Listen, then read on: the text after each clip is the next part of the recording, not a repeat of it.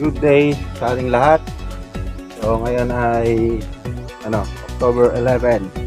So ngayon mga idolo yung nakapaglagay na ako ng dayami dito sa may natin. Sa may pasobre nung mga kambingan noon. Pero unfortunately itong mga bibe ay kinakalat pa rin yung mga itlog nila.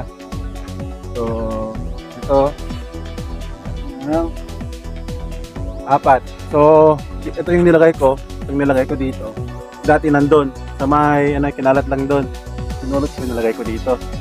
Sa may paitlugan.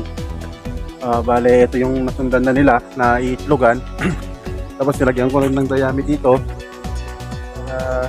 Laruan din nila. So hindi na sila nang itlog dito. So pulidon na. Ngayon mga idolo, nung itong mga batch kasi ng mga bibe ay galing sa Isabela. So ang ang line nila ay isa lang. So siguro magkakapatid mga to. Kasi binigay ito ni Tatay Ray, yung papa ni Rain. So ayun, may mga tawag nito, mga maliliit na bibe na galing kay Kabagis Rodel.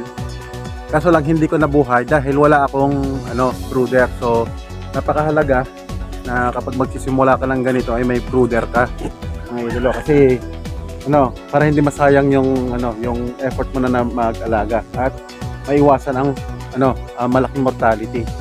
So ang laki nung yung binigay nila sa amin is about 25 na bibe na maliliit, yung mga sisiw. Walang nabuhay. So kaya nangamatay yun noon kasi tag-ulan. Bale nalamigan sila. Kasi kasama lang nila yung mga malalaki na noon. So yun, walang naiwan. Kahit dito sa may mga malalaki noon, meron na ding malalaki. So siguro nasa 1 month na yun mga inalagaan ko noon. Kaya lang hindi may mga namatay pa rin. Kaya napakahalaga ng shelter bago mag-alaga ng mga ganito, mga bibe o mga pato, mga idolo. Kaya nitong huli, di ba doon sa last video ko pumunta ako sa Dingras kasi nga gusto kong makita rin yung mga ibang duck range dito kung paano nila alagaan. So ayun nga, ang sabi ko noon ay baka kailanganin ko ng barakong bibe para makaiwas ako sa inbreeding. Inbreeding, ibig sabihin yung magkakalinya yung mga nila. Sa pagkakaintindi ko magkakalinya yung mga braid line nila. So yan, magkakapatid nga itong mga bibi ko dito, yung mga manok, ay mga pato. So ang sabi ko, kailangan ako ng barako na bibe. Pero ang sabi ni Sir Eric ay bakit hindi mo na lang gawin na breeder yung mga lalaki mo na Peking duck, sabi niya sa akin.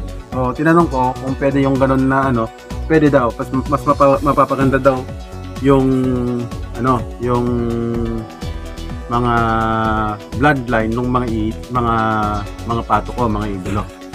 Kaya ang gagawin ko ngayon mga idolo ay tatanggalin ko na yung mga malalaking Peking duck doon sa yung mga nandun at ilalagay ko dito para may chance na mag-breed, magkaroon ako ng mas magandang breed.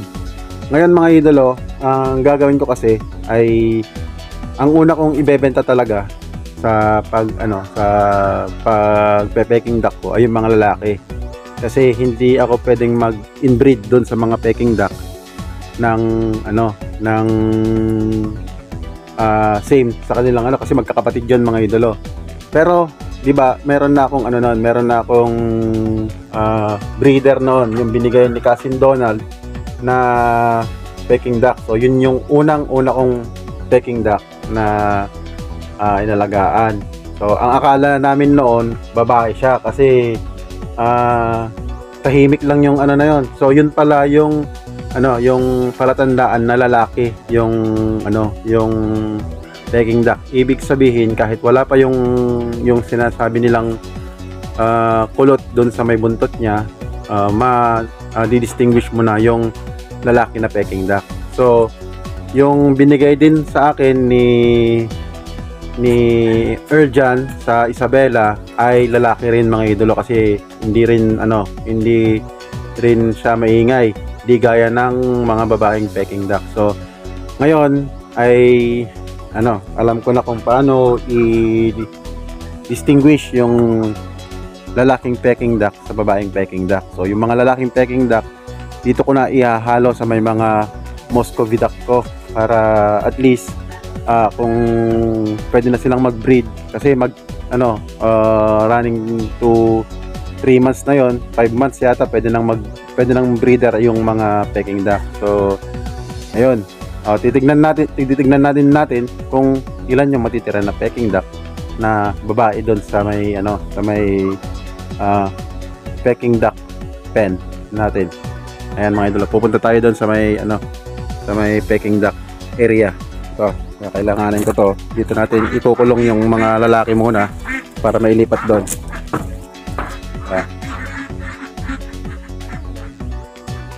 Ayan mga idol, nagkukumpo-kumpo lang sila, naghihiwalay yung mga mas batang Peking duck doon sa may mas matatandang Peking duck. So gaya nga ng nasabi ko kanina, yung dalawang nakuha kong Peking duck ay lalaki, kasi doon sa sounds pa lang nila na nakre-create ay siguradong lalaki na sila mga idolo, at lagi silang nag-aaway. Kaya yon, ngayon i-separate natin yung lalaking Peking duck sa babaeng Peking duck. So dito ko ilalagay para makita natin. So ayan, nilagyan ko ng harang doon tsaka dito para makapanghuli tayo. So yung mga lalaking Peking duck ilalagay natin dito. So ito, lalaki to, kasi yung sound niya ay hindi matining, hindi siya matining, na tahimik lang. Ito, lalaki to.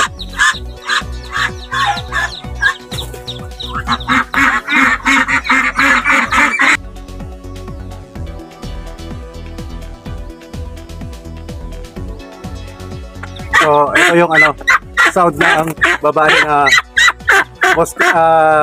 Peking duck. Maingay siya. Di ba? Ang maingay. So babae ito na Peking duck.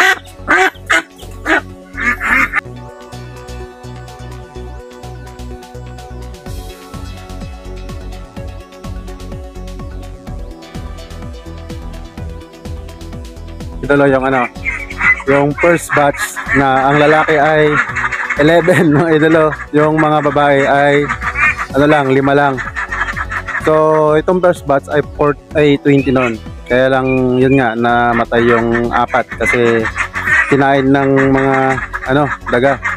So ngayon, although kahit yung mga ganun kalaki, meron na pinatay nung nakaraang araw, yung 3 days ago.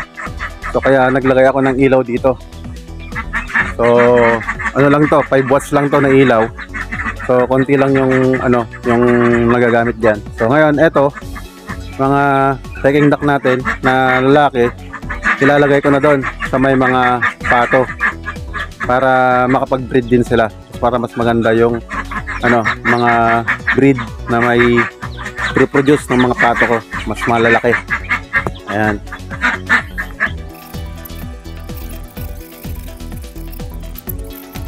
Ayan, nailipat ka na yung 11. So mas marami yung lalaki kaysa babae mga idolo. Bale 16 out of 16, 5 lang yung babae. So meron naman akong dalawang breeder na lalaki. So hindi na ako may inbreed dito. So ito mga itong mga lalaki.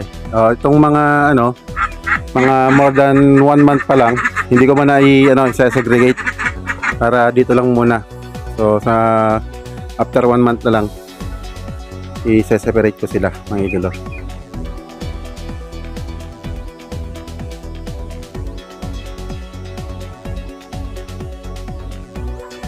So dito na yung mga lalaking Peking duck mga idolo. So tignan natin yung yung comparison ng yung build nila, ng katawan nila. Ang lalaki na nila mga idolo. Halos kaparehasan na nitong mga mas matanda sa kanila na Peking duck ay na Muscovy duck. So ito ay 5 months old na mga Muscovy at ito ay turning 3 months old na Peking duck. So halos magkaparehas na. So ngayon kaya maganda rin na nasabihan ako na pwede pa lang mag-breed mag-crossbreed itong Peking duck tsaka Muscovy duck para mas maganda yung magiging lahi nila mga idolo. So ayan. So kahit kung halimbawang magkakaling ako, pwede akong kumuha dito dahil sobrang dami naman nung Peking duck natin mga idolo. Tapos meron din akong mga male na Muscovy duck. So pwedeng magkaling din. Dito na ako kukuha. Ayan mga idolo. So yan ang may share ko dun sa na-share sa akin sa pinuntahan ko sa Sarat mga idolo. So ayan. At mamaya ay pupunta ako sa Kasilyan mga idolo. Ayan.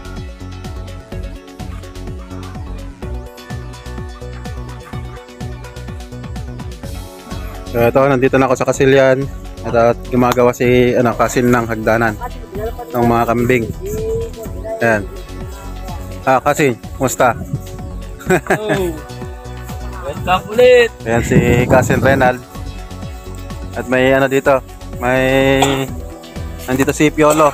Uncle Piolo. Kaya mga matong kambing na to, mga idolo. Ayan, maglalagay lang kami ng dito. Hagdanan para dito sa para akyatan ng mga kambing. Yan mga idolo. Yan lalagyan ng tali doon sa leeg para para may panghuhuli yan. Yan Uncle Rene.